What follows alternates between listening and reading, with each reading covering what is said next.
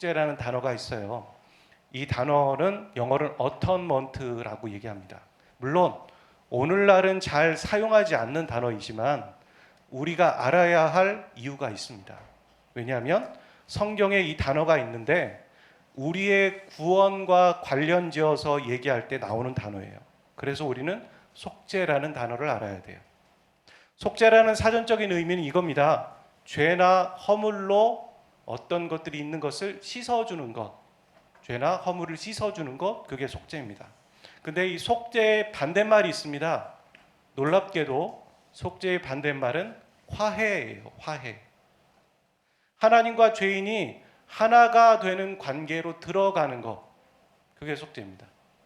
그러니까 우리는 죄사함을 해주는 것, 그게 속죄라고 생각하잖아요. 근데 성경이 속죄라는 단어를 쓸 때는 죄사함에서 머무는 것이 아니라 하나님과의 관계로까지 나아가는 것. 그래서 속죄의 반대말은 화해예요. 여러분, 죄 용서함을 받으셨습니까? 우리가 구원을 받았나요? 그럼 죄사함 받았구나, 구원 받았구나라고 머문다면 잘못된 거예요. 그 다음이 있어야 된다는 거죠. 그 다음이 하나님과의 관계 안에까지 가기 위해 하나님은 우리의 죄를 사해 주셨다는 거죠. 근데 이 속죄는 희생과 연결되어져 있어요.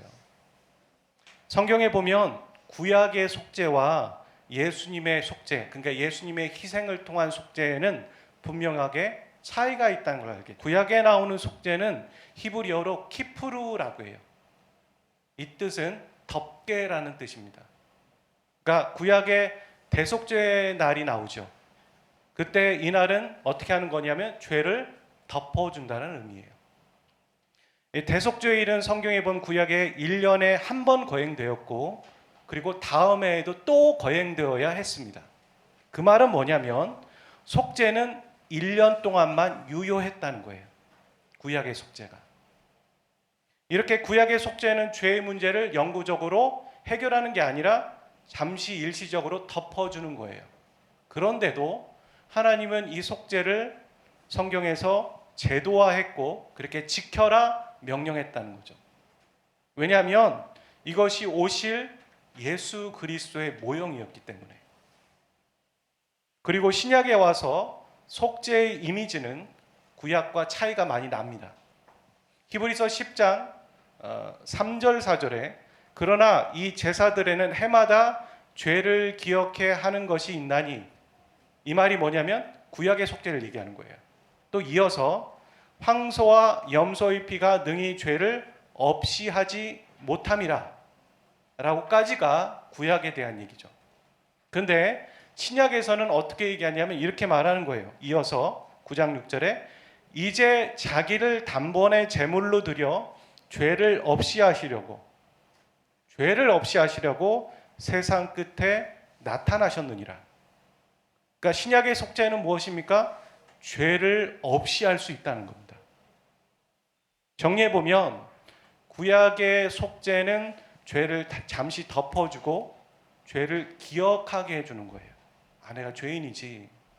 근데 신약의 희생제물이 되신 예수님의 속죄는 죄를 없이 한다라는 것으로 분명하게 대비가 되는 거죠.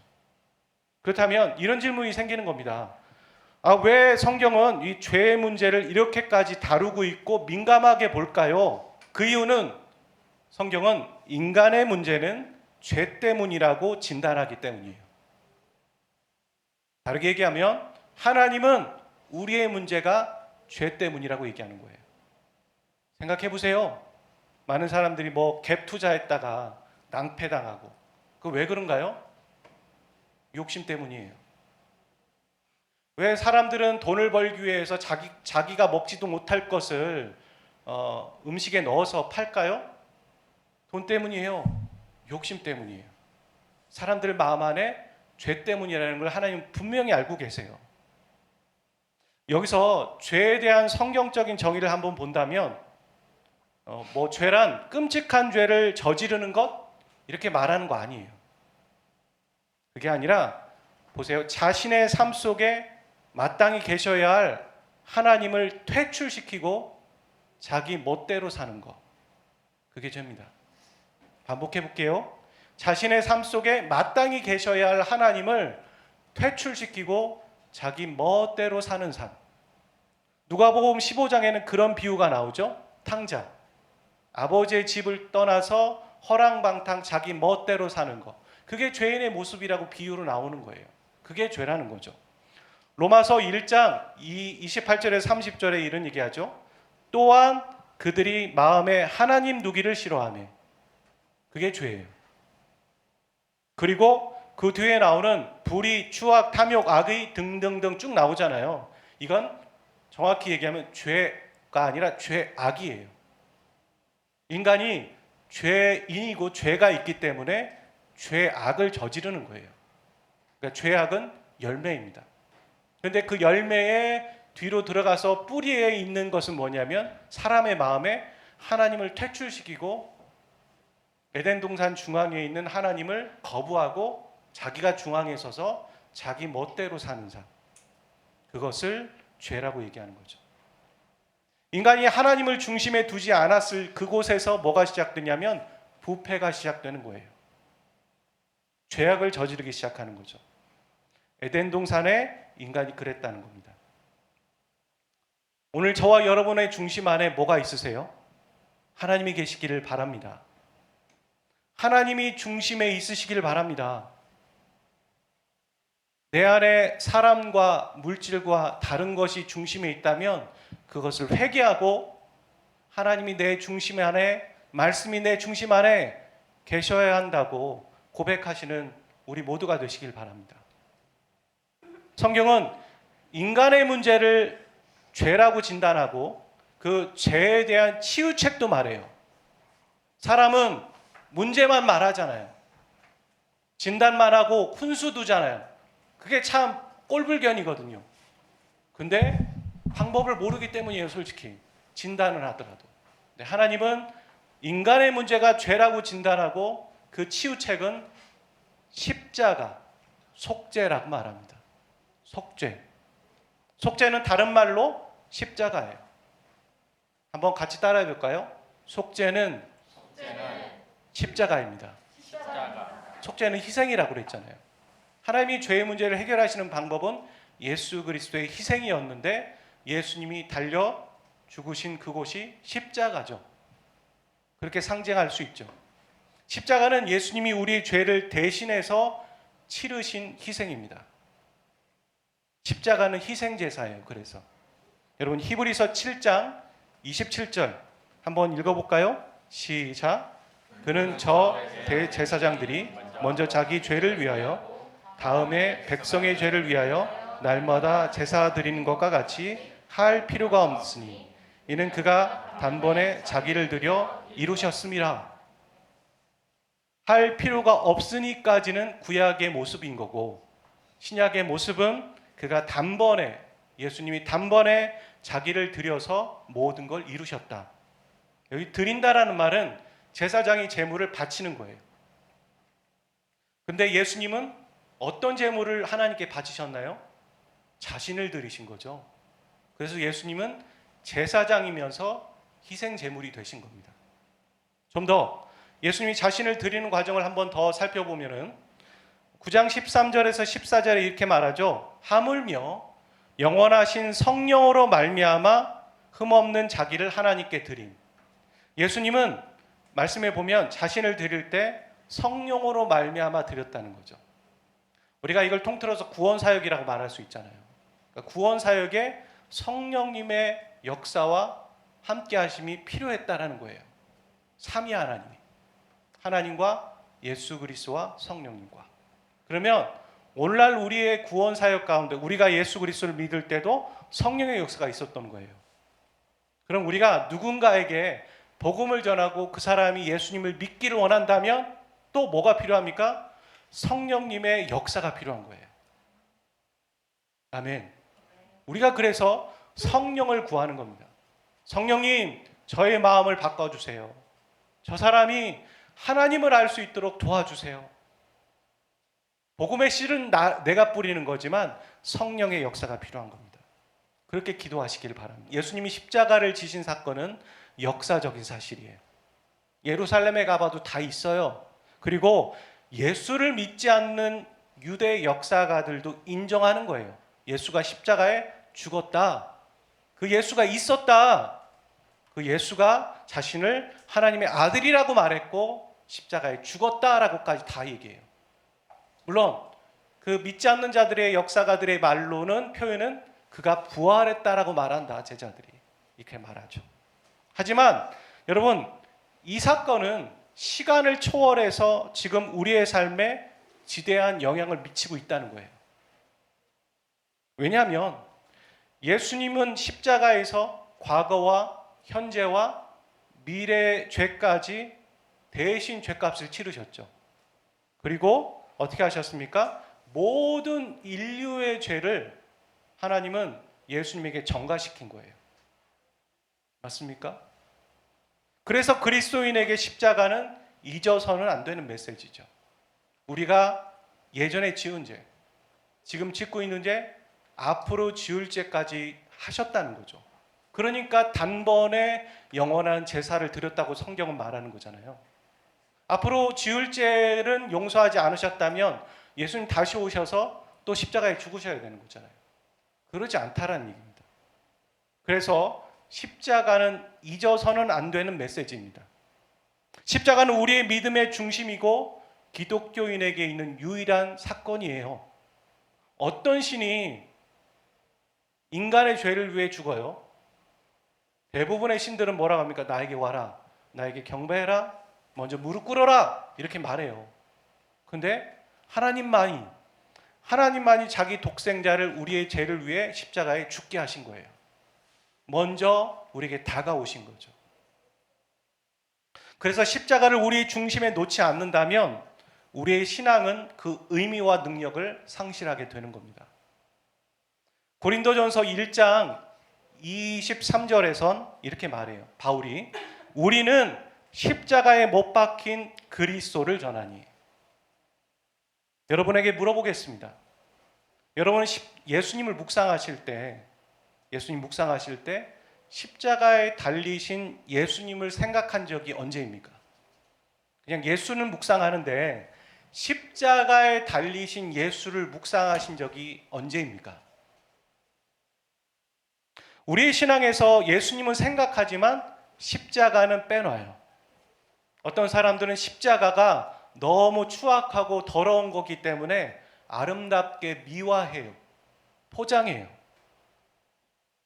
그래서 우리는 십자가에 달리신 예수를 생각하지 못할 때가 있는 거죠. 근데 바울은 말해요. 나는 그냥 예수를 전한 게 아니라 바로 우리의 죄를 위해 속죄하신 그 십자가에 달리신 예수 그리스도를 전했다. 근데 그것은 유대인들에게는 꺼리는 것이고 이방인에게는 미련한 것이다. 우리가 왜 십자가의 예수를 못 전해요? 왜냐하면 사람들이 그렇게 보기 때문이에요. 저건 꺼리는 거고 저건 미련한 것이야 라고 생각할 걸 우리도 알고 있기 때문이에요. 그렇다면 우리는 예수는 믿는지 모르겠지만 십자가에 달리신 예수님을 묵상하지도 못하고 온전히 그 예수를 받아들이지 못하는 거예요. 우리조차도. 그래서는 안 됩니다. 우리의 신앙은 십자가에 달리신 예수님에게서 시작된 거예요. 고린도전서 1장 25절에 이렇게 말하죠. 같이 읽어볼까요? 시작. 하나님의 어리석음이 사람보다 지혜롭고 하나님의 약하심이 사람보다 강하니라. 세상에 가장 어리석은 일이 있다면 그건 바로 하나님이 자기 독생자 예수를 죄인을 위해 십자가에 죽게 한 걸 거예요. 그것은 우리 죄를 해결하기 위한 하나님의 사랑이고 은혜입니다. 예수님은 십자가에서 이렇게 말씀하셨어요. 테텔레스타이. 헬라어인데 이것을 뜻은 다 이루었다 하고 죽으셨어요. 이 말을 좀 더 정확하게 번역하면 뭐냐면 완벽하게 완벽한 이 말이에요. 어떤 것을 완벽하게 해냈다라는 말이죠. 그래서 히브리서 10장 14절 오늘 본문은 이렇게 말하죠. 읽어봅시다. 시작. 그가 거룩하게 된 자들을 한 번의 제사로 영원히 온전하게 하셨느니라. 딱 한 번의 제사로 영원히 온전하게 하셨다. 그러니까 하나님이 하신 일은 완료되었고 온전하며 최종적이라는 거예요. 예수님의 희생과 속죄는 결코 변경하거나 추가할 게 없다라는 거예요. 이 말은 예수 그리스도를 믿으면 구원을 이룬다라는 그 구원의 조건에 더 추가할 게 없다는 거죠. 그래서 갈라디아서에서 바울은 이렇게 말하죠. 내가 전한 복음 외에 다른 것을 추가하는 자들은 저주받을지어다.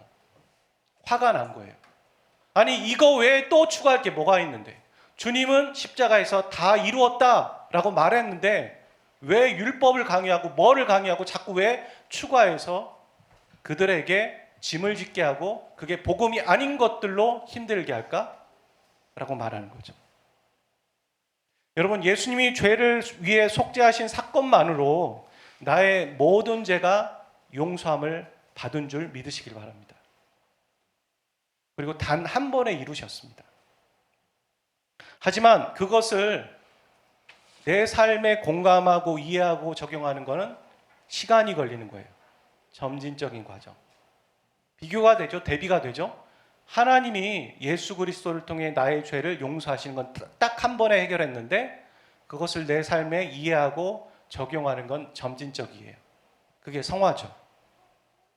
오늘 우리가 사순절을 보내면서 또 이번 주 한 주는 그것을 묵상하기를 원해요. 저는 말씀을 통해 제가 사순절 동안 예수님의 십자가와 예수님의 일생을 좀 얘기해 보려고 한다고 했는데, 여러분 이게 시작이고 이것을 잘 묵상해 갈 때 다음 주가 이어질 거예요. 우리가 구원받았다라고 할 때 구원받았어, 천국 갈 거야, 이거 아니라는 거예요. 거기서 끝나면 안 되죠. 주님께서 십자가에서 지으신 게 우리의 죄만 있는 게 아니에요. 죄에서 파상된 고통과 어려움과 질고와 수치와 수많은 질병들의 문제까지 해결하셨는데, 오늘날 그리스도인은 죄의 사함을 받았어만 해결하고 그 다음의 것들은 십자가나 예수님과 상관없이 살아가잖아요. 그 부분을 얘기하고 싶어요. 그렇기 때문에 여러분, 십자가의 예수님을 묵상해 보세요. 여러분, 진정한 성화는 십자가의 예수님을 묵상할 때예요. 십자가 없는 예수님, 그건 진정한 성화의 길은 아닙니다. 십자가의 예수님을 묵상할 때 고통과 고난과 거부와 수많은 것들을 여러분 묵상하실 거예요. 맞아요. 여러분을 위해 구원하신 예수님의 길은 그런 거였습니다. 그렇다면 뻔하죠. 우리가 살아가야 될 예수님을 닮아가고 예수를 따라가는 삶이란 십자가의 길을 걷는 거라는 거죠. 주의 보좌로 나갈 때 어떻게 나가야 할까? 나를 구원한 주의 십자가, 그것을 믿으며 가네. 주의 보좌로 나갈 때에 나 여전히 부족하나. 나를 부으신 주의 그 사랑, 그것을 믿으며 가네. 자격 없는 내 힘이 아닌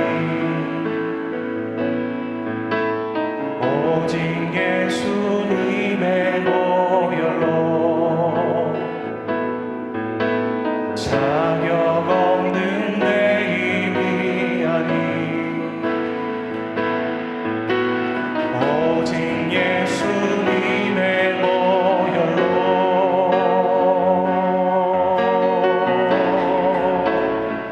십자가의 보혈, 완전하신 사랑, 힘입어 나아가리이다. 십자가의 보혈, 완전하신 사랑, 힘입어 예배합니다. 처음부터 다시 한번 믿음으로 고백. 보좌로 나아갈 때 주의 보좌로 나아갈 때 어떻게 나가야 할까? 나를 구원한 주의 십자가 그것을 믿으며 가네. 주의 보좌로 나아갈 때에 나 여전히 부족하다. 나를 부르신 주의 그 사랑 그것을 믿으며 가네. 자격 없는 내 힘이 아닌 오직 예수님의 보혈로 자격 없는 내 힘이 아닌 오직 예수님의 보혈로. 우리 손 들고 찬양합시다. 십자가의 보혈 완전하신 사랑 힘입어 나아갑니다. 십자가의 보혈 완전하신 사랑 힘입어 예배하. 십자가의 보혈 완전하신 사랑 힘입어 나아갑니다.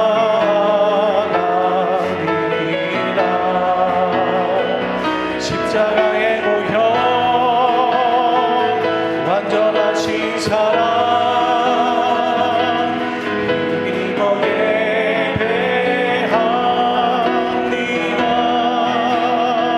십자가의 보혈 완전하신 사랑 힘입어 나아갑니다.